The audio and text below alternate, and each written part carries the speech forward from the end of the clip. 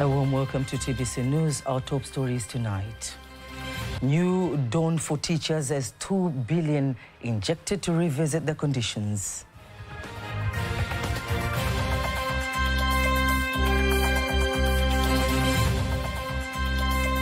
Is going to be published in papers, also policy briefs, which are going to inform our policymakers.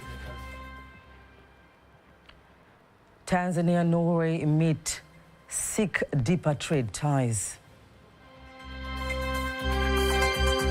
The government has provided over 136.5 billion.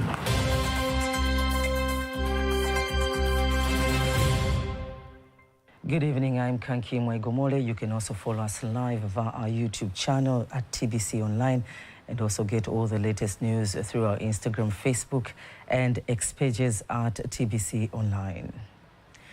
Dar es Salaam University College of Education and the European Union through the Global Getaway have launched a 2 billion Tanzanian shillings project aiming to support teachers' education, well-being, retention and working conditions through feasible educational policies and incentives in Tanzania.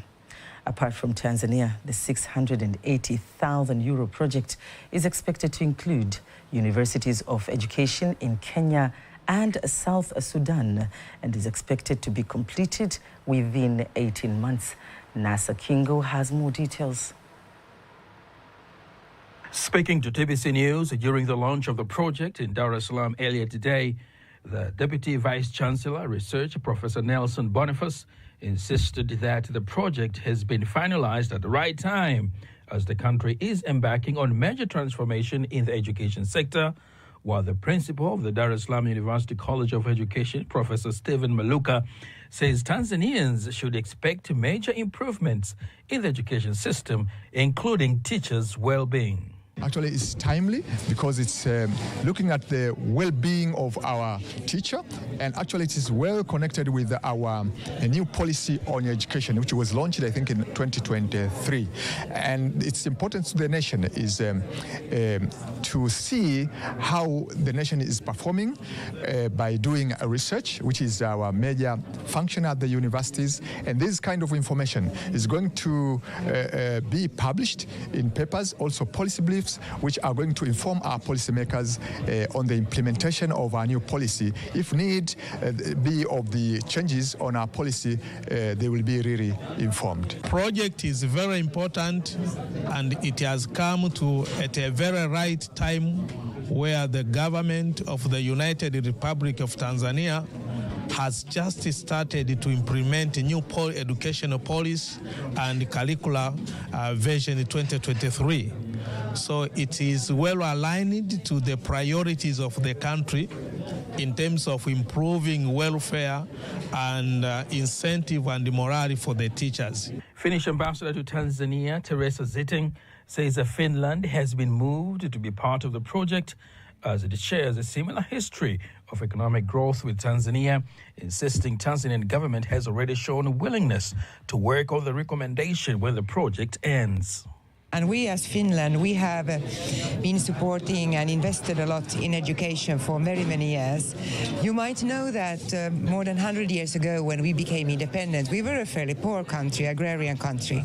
And how we built our economy and how we built our well-being is very much based on education and equal opportunities for all. So in order to ensure that students thrive, that the results are as good as they can get, you need good teachers, and you need motivated key teachers, and you need kind of happy teachers. Other top leaders of various universities across East Africa expressed their confidence on positive outcome of the project. We implement everything together. Even the questions we ask are the same. To the extent that I think and then we are also translating and so on, all the approaches we have actually decided together And this, I think, will succeed. As you heard, we visited one of the schools, the senior schools, and we visited a Form 5 physics class, PMC, and we asked them how many of them would want to be teachers. None of them wanted to be teachers, yet they want to be engineers, they want to be computer scientists, but who will make them the computer scientist? It is the teacher. Education sector is very crucial in our development process, and if we can get support to be able to come up with the right policies that we can be able to implement within the region, that will be very critical in supporting our development process. The project has been funded by the European Union under the Global Gateway Strategy and the Regional Teachers Initiative in Africa program. Reporting from Dar es Salaam, Nasa Kingu, TBC News.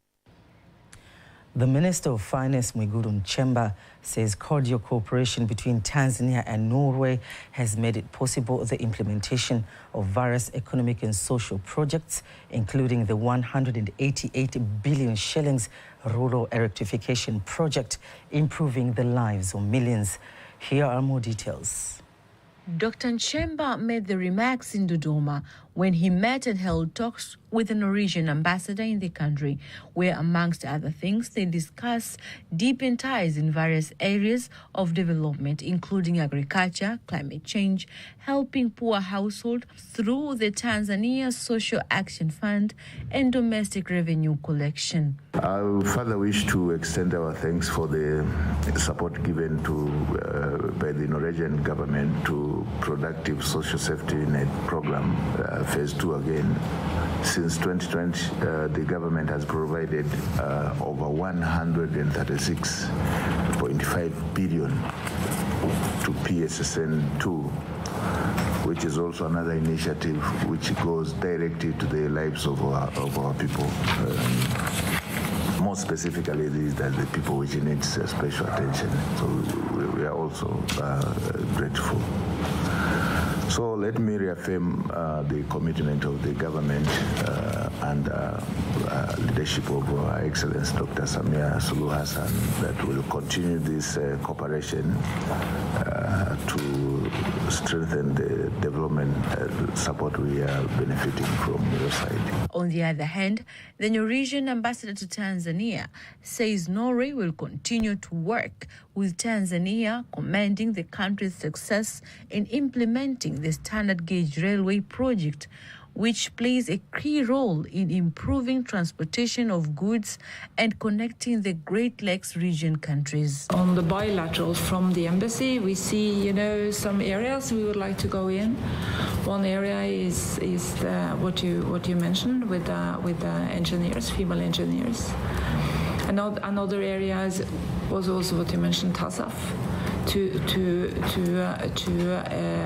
increase funding that already goes from the World Bank and also from the Ministry of Finance side, and not at least in the agriculture sector. I really look forward to see that you're putting freight on SGR, and I think by Tanzania leading as an example, you see now Kenya is coming, doing the same, Uganda is doing the same. So you're driving the economic kind of integration of this region. It's really impressive. Bilateral ties between Tanzania and Norway prioritize economic and social aspects, where Norway vows to deepen cooperation through capital investment and trade promotion for the benefit of both countries. Antonia Kivaria, TBC News. The Deputy Governor of Financial Stability and Finance Deepening from Bank of Tanzania BOT, Sauda Msemo, urges private and government stakeholders to explore further ways to ensure artificial intelligence application in matters related to financial inclusion. Speaking during the 13th edition of the Impact of Business Breakfast, Sauda Msemo highlights some of the strategic plans, including curriculum reforms enabling young people to learn artificial intelligence in relations with financial inclusion from an early age. Peter Mganga reports. Artificial intelligence is a transformative force for microfinance and the financial inclusion sector. It has the potential to make financial services more efficient, faster, and more responsive to client needs. In Africa, the growth of AI is boosted by increasing connectivity as well as the widespread adoption of mobile money. Here, the Deputy Governor of Financial Stability and Finance Deepening from Bank of Tanzania, BOT, Sauda Msemo, comment on how artificial intelligence technology plays significant role to improve financial systems. Initiative that we're having to ensure financial literacy is actually inculcated in the curriculum from the very lower levels, primary school, secondary school, and high school, tertiary education.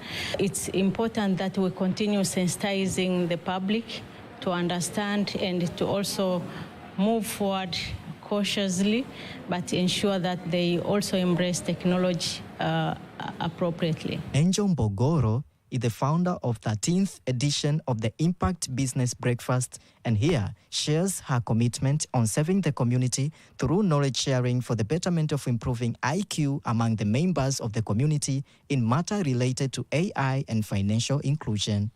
This platform is absolutely a learning platform, and we really need collaborations with private sectors.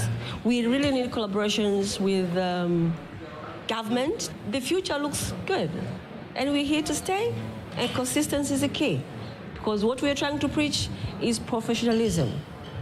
That's what we need so that we can make a step further.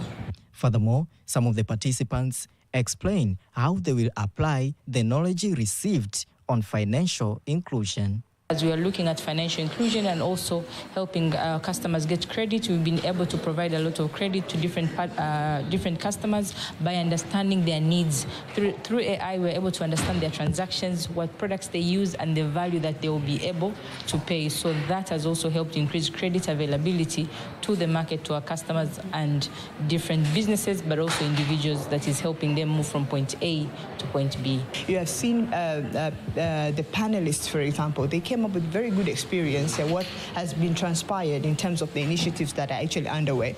And at the same time, we also, as contributors from different sectors, we could sit down and sort of digest and see the best way to go about the agenda of the financial inclusion with the artificial intelligence, and then come up with something that is meaningful to different groups in a different sector.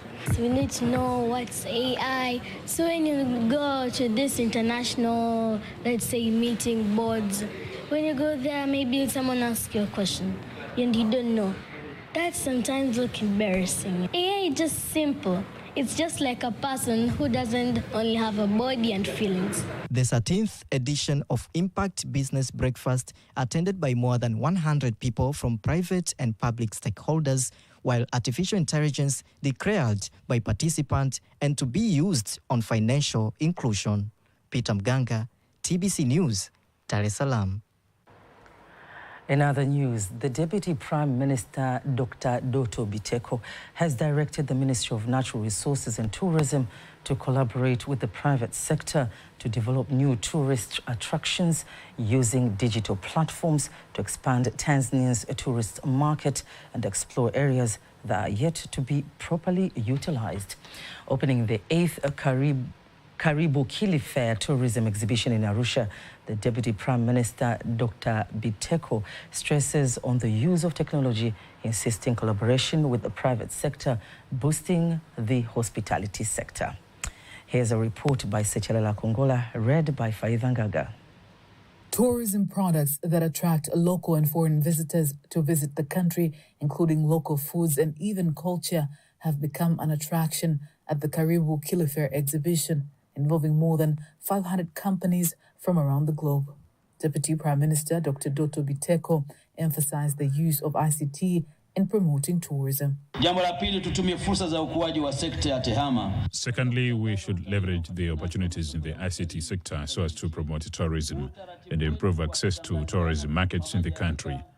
Our reliance on print publications alone is no longer sufficient in today's world. Let us so collaborate both the public and the private sector in improving the tourism sector in the country.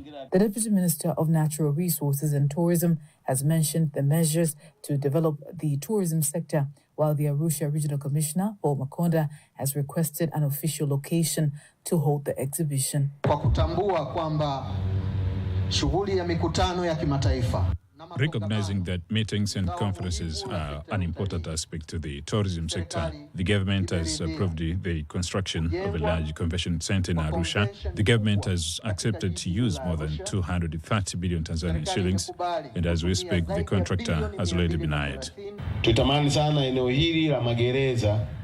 We strongly wished for this area to be set aside as a permanent site for international exhibitions. It is a large area with great potential for development, allowing exhibitions to be held at any time and attended by people not only from Tanzania but also from across Africa.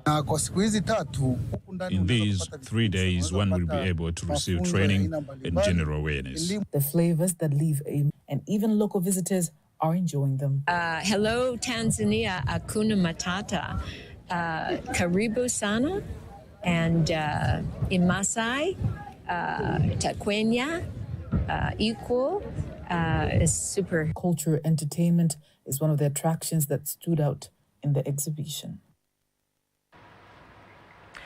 Meanwhile, the 4th China-Tanzania Talent Job Fair is expected to be held on the 28th of June this year at the University of Dar es Salaam, welcoming all the job seekers opportunities in Chinese firms operating in the country, opening up to 5,000 jobs opportunities for Tanzanian graduates.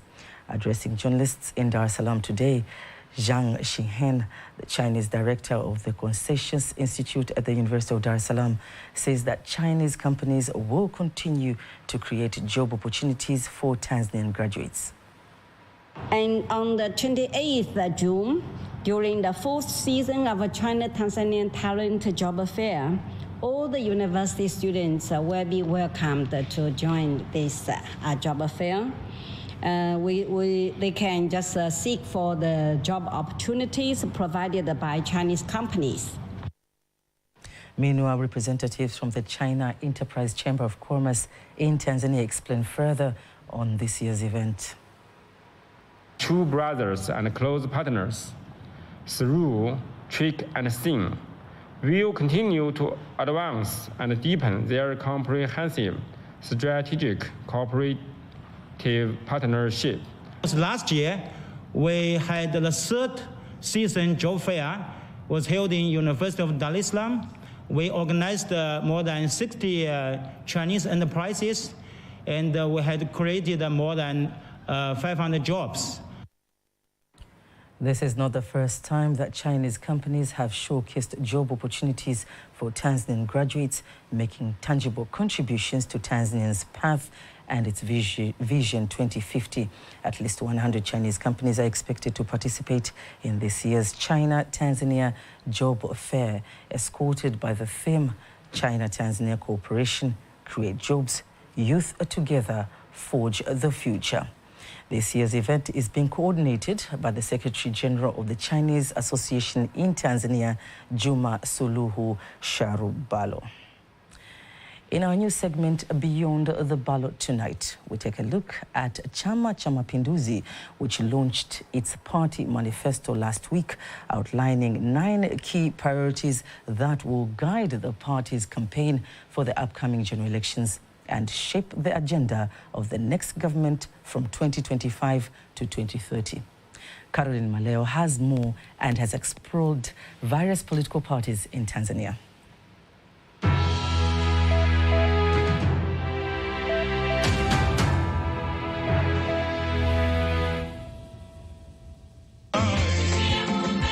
Chama cha Mapinduzi has been more than just a political party. It has been a symbol of unity, of struggle, and of hope for the people of Tanzania. Since its historic formation in 1977, CCM has stood tall at the forefront of Tanzanian politics, carrying forward the torch of independence, peace, and national development. CCM was born through the powerful merger of 2 liberation giants, TANU from the mainland and ASP from Zanzibar. CCM was led by the visionary fathers of the nation, Mwalimu Julius Kambarage Nyerere and President Abed Aman Karume. This union marked the beginning of a new era, an era driven by the dream of one united, self-reliant type of nation. In its early years, CCM championed African socialism, promoting equality, education, and rural transformation. It was a time of building, learning, and laying the foundation foundation of a sovereign state. And as the world evolved, so did Tanzania, and CCM guided the way from a single-party system to a thriving multi-party democracy in 1990s. CCM remained steadfast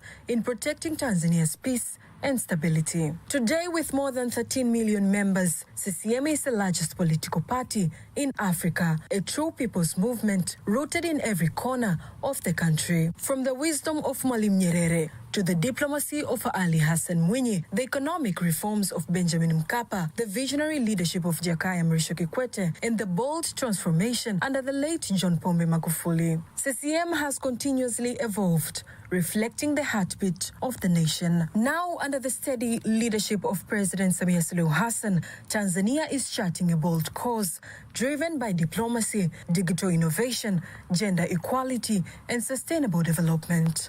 At the heart of CCM's mission lies a powerful goal to build an inclusive economy and enhance the well-being of every citizen. And with the latest 2025-2030 Party Manifesto, CCM is reaffirming its promise to Tanzanians, a bold vision grounded in unity, justice, and progress. The new manifesto is built on 9 key pillars, including accelerating a modern, inclusive, and a competitive economy, expanding job opportunities for youth to raise income and reduce poverty, improving the quality of life and social welfare, and advancing transport and logistic infrastructure across the nation. The manifesto also emphasizes promoting science and technology in economic and social development, strengthening democracy and good governance, maintaining peace, security, and national unity, and celebrating our national culture, art, and sports, all while fast-tracking rural transformation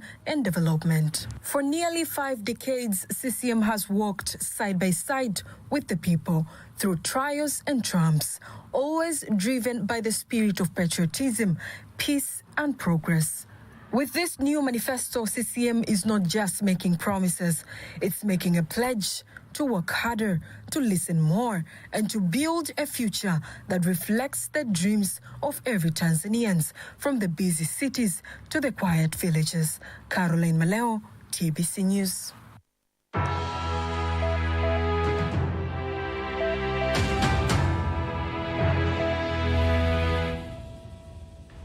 We do apologize on that note. In related news, as Tanzania approaches the general election this October, young professionals across various sectors are being urged to prioritize national interests by promoting unity and engaging in responsible discourse to protect the country's image.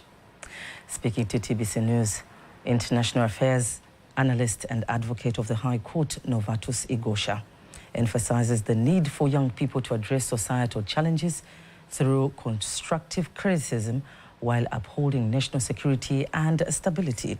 He further notes that the progress made through the implementation of the 2020-2025 CCM election manifesto is the reflection of the government's commitment and public confidence in its leadership.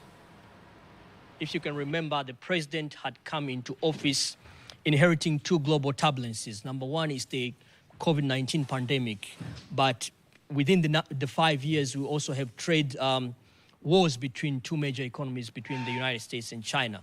But despite that, we have seen that even power itself, power project is also being done in Kahama. We've got alternative power source, which is solar panels, that is going to generate more than 500 megawatts. And over 1,300 villages across the country in 299 constituencies, people are receiving electric power through REA. When you go to Mwanza, Lake Victoria, there is the longest infrastructure, the bridge in East Africa over the Busisi towards Mwanza. She came into office when it was only 17%. Today, it's being completed 100%, and soon it will be opened. So in general, I do believe that under her leadership, even in foreign affairs, the world has more confidence in our country.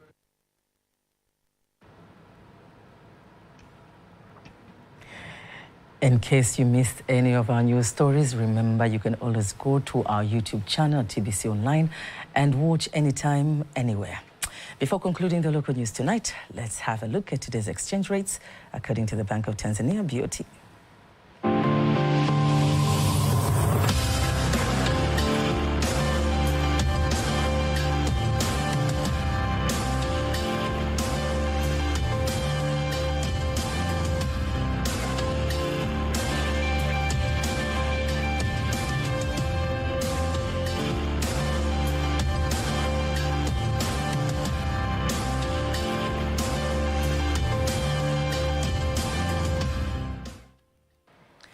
Don't miss TBC News every weekday. Sports news is up next.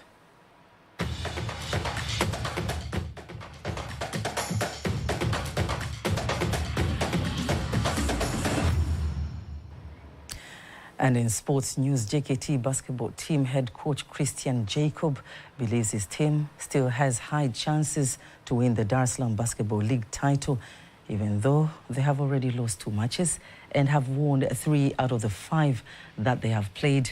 The head coach told TBC News in Dar es Salaam that they have already rectified technical problems that led the team to lose the 2 matches, and the players are determined to win the rest of the matches to keep the dream to retain the title.